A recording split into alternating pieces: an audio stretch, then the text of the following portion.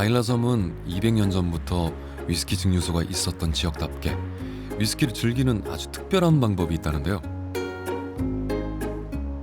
그중 하나를 살짝 맛보러 가볼까요?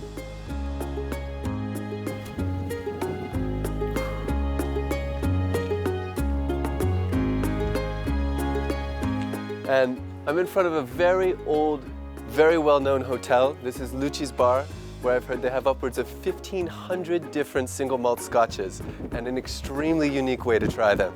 I'm very excited. Let's give this a shot.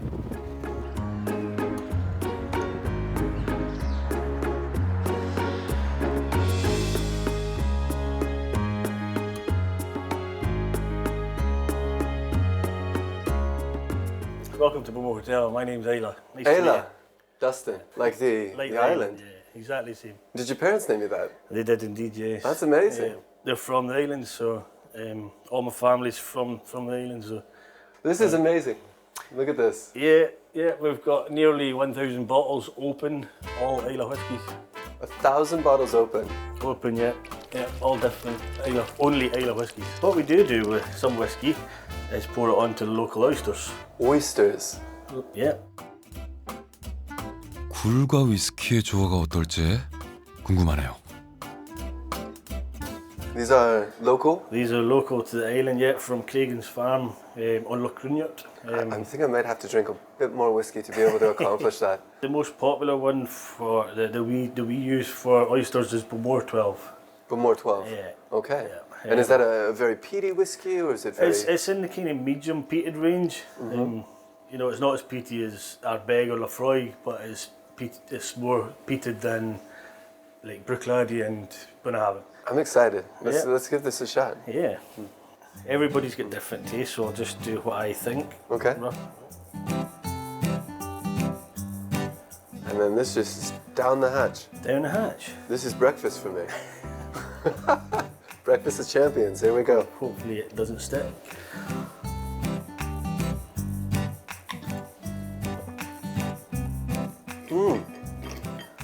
I totally see it. You get that ever so slight salinity in the whiskey, that kind of like sea brine, sea breeze, and then you have this brininess of the oyster. They kind of marry, they harmonize, and the whiskey it's not overly poweringly peaty, but at the same time, oysters have almost like a briny, savory note to them. That's working very well. Yeah. Wow, that's excellent.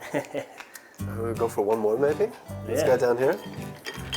I'll maybe let you pour your own whiskey on it this time. All right, that's it. Yeah. And a bit of spillage. That's what she said. Here we go. Absolutely. You can see why it's so popular. It's absolutely great. Wow, and the oysters are so creamy. Yeah. And then the mouthfeel of the whiskey, also the body of it, it actually worked very nicely. Yeah. I think that's why that Bowmore 12 is the most popular one, because it doesn't overpower the taste of the. Yeah, it's still pot. It's like when I talk about pairings, I'm always telling people it's not just putting two things in your mouth. They have to marry. They have to harmonize. Exactly, they have to dance. Yeah. And in order for that to work well, then you can call it a pairing. And yeah, and it's very long on the palate. The oysters and the Bowmore 12, the whiskey, they keep harmonizing and changing shape. Yeah. Oh, very nice. That's excellent. Great, glad you enjoyed. Yeah. 인생이란 이토록 단순한 것이며 이다지도 아름답게 빛나는 것이다. 소설가 무라카미 하루키가 아일라 섬에서 굴과 위스키를 먹고 남긴 표현입니다. 인생의 아름다움을 위스키 한 잔에 느낄 수 있다면 그야말로 작지만 확실한 행복이 아닐까요? 아일라 섬의 증류소들은 수백 년 동안 각자의 영역을 지키며 특별한 풍미를 발전시켜 왔는데요. 여기 무려 124년 만에 새로 태어난 증류소가 있습니다. Standing here in front of the Kilchoman distillery. To my left here is the barley field. There are about 230 acres that they have where they grow their own barley, and they follow the process all the way through to bottle, where the term barley to bottle comes from. It's these types of small batch distilleries that I live for. I'm very excited to see what type of dynamic flavors and different aromas that they have. Let's go get a taste.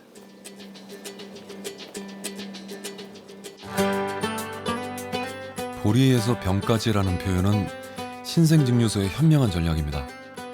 이미 수백 년의 역사를 가진 다른 증류소들 사이에서 존재감을 드러내야 하니까요.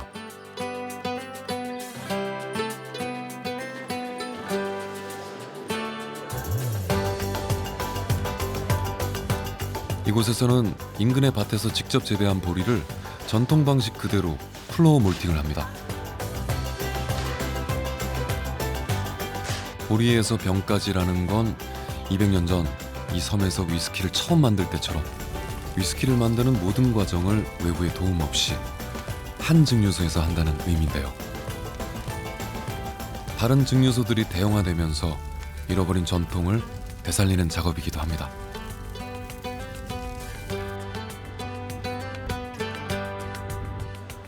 작은 증류소다 보니 위스키를 만드는 과정을 둘러보고 배우기에는 더없이 적합한 곳입니다. Wow, first thing, the smells, the aroma here is it's sweet, it's caramel-like. There's something almost, there's earthy notes here. It's just filling the place. We can see over there, there's some vapors. I think they're running the still right now.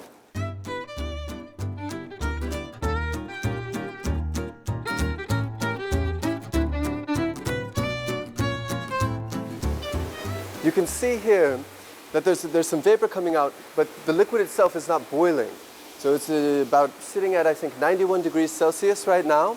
And this is where they're removing the sugars from the malt so that it can be fermented into alcohol.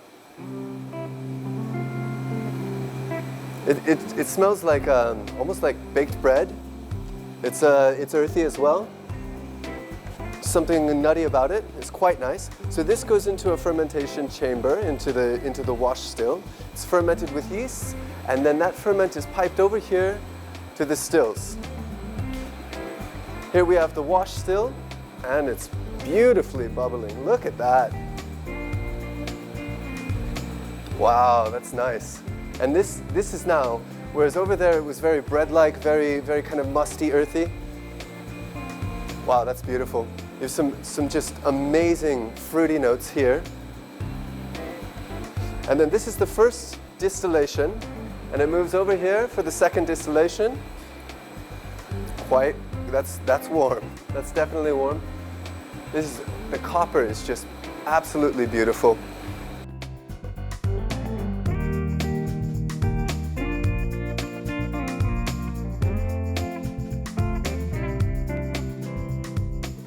Dustin? Peter, nice to meet you. Peter, thank you for putting aside some of your time. I just finished the tour. That was just lovely. And then this is the 100% Islay, which is made entirely from the barley from the fields here. You have 230 acres that you're growing the barley on? Yes, what we call single farm, single malt. I've heard on the tour, and then I've also read this kind of like a barley to bottle. Is that? Yeah, that was the sort of the line or the strap line my dad came up with back in sort of 2005 when it was first built.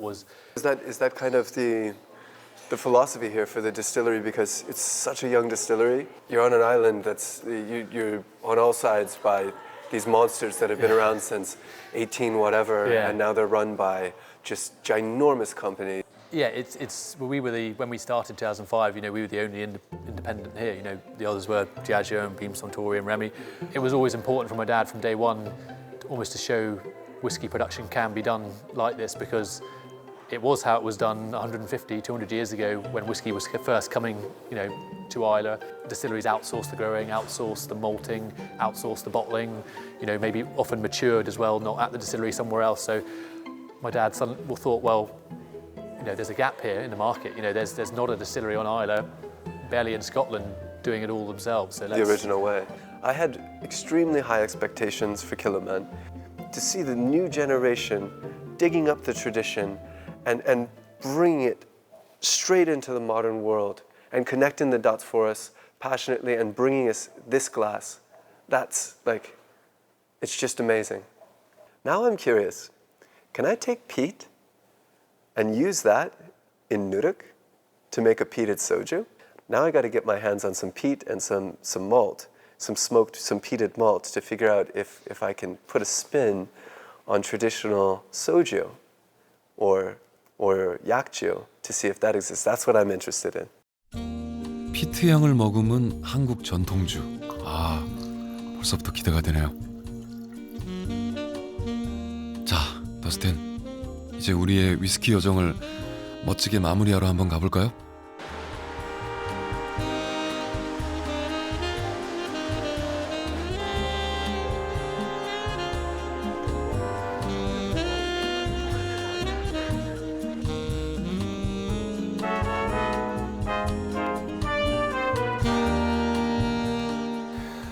Thank you so much for your time. Thank you for having me. My name's Dustin. Frank, how you doing? Welcome Frank, to the pub. thank you so much. This is beautiful. Honestly, I swung open the door. It's a little difficult to step in here. There's so much. I mean, I thought I have about 100 selections of traditional Korean alcohol at my bar. I thought I was like... That's nice. Oh, yeah, you're probably just... I can see you smirking at that, like 100. That's cute. We have about 800 in here. Wow. I mean, it is also kind of an optical illusion because the bar comes out either side. So you sitting there, all you can see in your complete field of vision is whiskey. So it's a little bit kind of... How long has this place been around? Well, we've run the pub now for about 11 years. The pub's been the pot still for now 41 years. Wow. It's been a pub going back to mid to late 1800s. So as far as we know, as far as the record of who was here, it sold alcohol. It's been a pub, it's been a wine merchants, but basically as long as there's been a note, it sold copious amounts of booze. So every year we bottle a new cask of whiskey to celebrate the anniversary of us taking over, but the one we're going to try for the 40th anniversary of the pub becoming the pot still, we bottled a 40-year-old from Portland Distillery.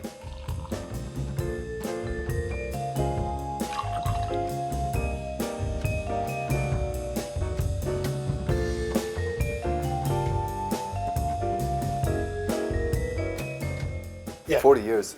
Honestly, I've been around now to Islay, to Speyside. I haven't sipped on anything that's been 40 years yet. There's not a lot of it about. This is quite a treat, thank you. Slanjava. Slanjava. Wow. So with the sherry cask, I think I'm starting to get it. You get a lot of those like almond, almost like stone fruit, bruised stone fruit, those kind of amaretto-like notes to it. There's also a difference in what you get depending on how long the whiskey's been in the cask. So if you imagine that's my hand's the stave, the whiskey gets into the pores of the wood, and the longer it spends in there, the more it gets in and the more it pulls out. So the first things that it pulls out are flavours that are quite easily alcohol soluble, and that you get sweeter notes. There are a few moments in my life tasting spirits and alcohols from all around where I took a sip and I thought that just, in one sip, that just changed the game for me. And I just had that experience. In that case, my work is done. Right, I'll see you later. All right, yeah. Put this in the bag.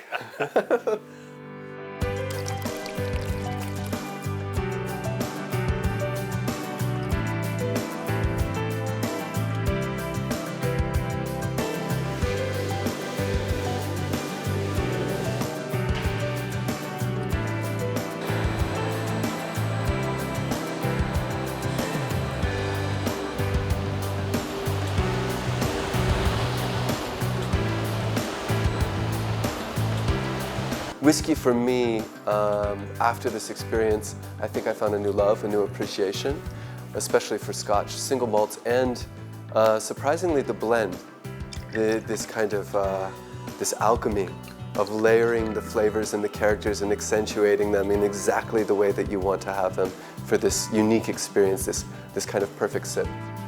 We're going back to Seoul. I'm going to sit down at the bar. And yeah, I'm gonna order a peat monster, and it might be Lafroig, it might be Ardbeg, it might be something I haven't tried before, just so that I can reflect on the memories of this experience and appreciate exactly what was put into this glass to keep it, that it survived all the way to this dram. I think that's the scenario for me.